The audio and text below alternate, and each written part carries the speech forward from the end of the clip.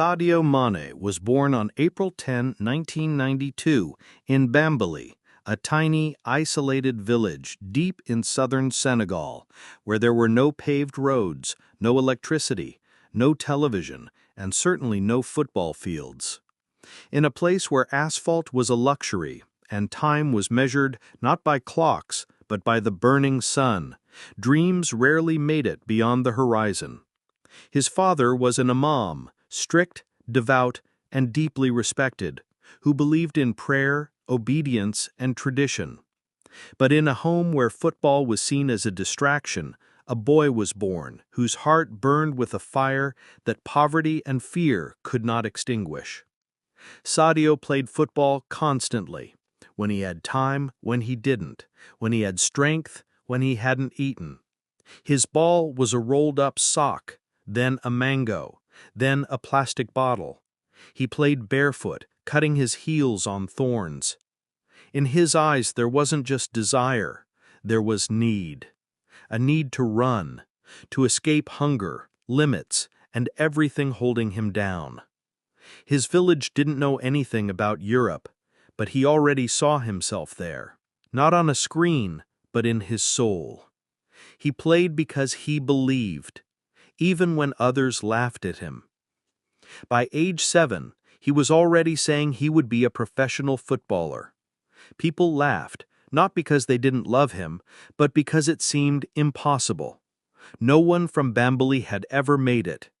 The village didn't even have a TV to show what professional football looked like. But when he turned 10, tragedy struck.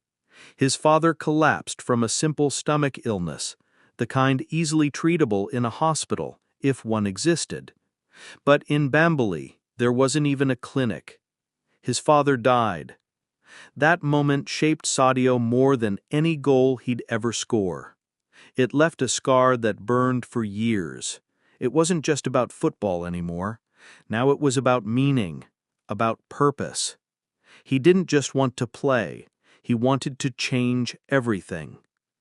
At age 15, with nothing but a few belongings and an uncle who believed in him, Sadio left Bambali and traveled nearly 500 kilometers to Dakar for a trial at Generation Foo. He wore ripped shorts, old boots, and a shirt too small. The coaches looked at him with suspicion. He looked lost. But once he stepped on the field, everything changed. He was faster, smarter, fiercer than anyone else. His technique wasn't polished. It was survival. They offered him a place. 2 years later, Generation Foo arranged for him to go to France and join FC Metz. He arrived in Europe without speaking proper French, unprepared for the cold, the food, or the culture shock. But he didn't complain. He trained, every day. After training, more training. Instead of going out, he ran stairs. He had only one thing: purpose. In 2012, he transferred to Red Bull Salzburg in Austria. There, he exploded. Stronger, sharper, more confident. He won the league and cup. England took notice. In 2014, he joined Southampton. That year, he scored the fastest hat-trick in Premier League history. 3 goals in 2 minutes and 56 seconds. The boy from Bambali had become a storm. In 2016, Jurgen Klopp came calling. Liverpool paid $34 million, a record at the time for an African player. But Sadio didn't change. He didn't buy a Ferrari. He didn't move into a mansion. He still had an old phone with a cracked screen. He trained. He sent money home. "Why would I want 10 Ferraris when Bambali doesn't even have a school?" he once said. At Liverpool, he became more than a star. He became the soul.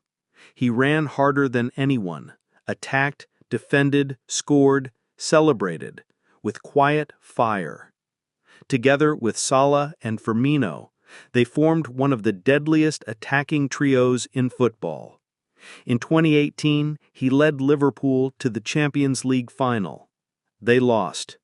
he cried. Then came back. In 2019, they won it. Then the Super Cup. Then the Club World Cup. In 2020, Liverpool became Premier League champions for the first time in 30 years, and Mané was at the center of it. But his greatest victories were never on the pitch. In Bambali, there's now a hospital, a school, a stadium. He pays monthly pensions to the elderly. He installed internet, built a fuel station, opened a post office. He didn't forget. He came back, not as a king, but as his son. He walked the village in sandals, played football with the kids, listened to his mother, and cried when remembering his father. In 2022, he left Liverpool for Bayern Munich, but things didn't go smoothly. Injuries, dressing room conflicts, then a quiet exit. He moved to Al Nasser in Saudi Arabia. Critics called it a step down. He called it a new chapter. But for Sadio Mané, a career has never been about medals. It's been about mission, about light. He didn't chase fame, he chased impact. His legacy is not only in goals or trophies.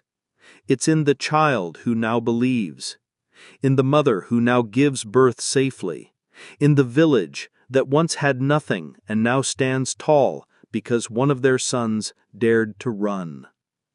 He ran barefoot through dust. Now he walks the halls of football history, but he remains the same, soft-spoken, humble, fierce, and faithful. He didn't play for cameras.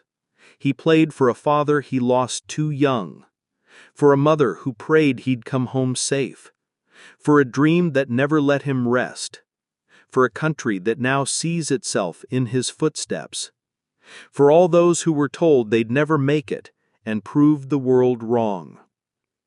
Sadio Mané is not just a footballer. He's proof that greatness can rise from silence, that faith can carry you where maps don't reach, and that the most powerful legacy is not what you win, but what you give back.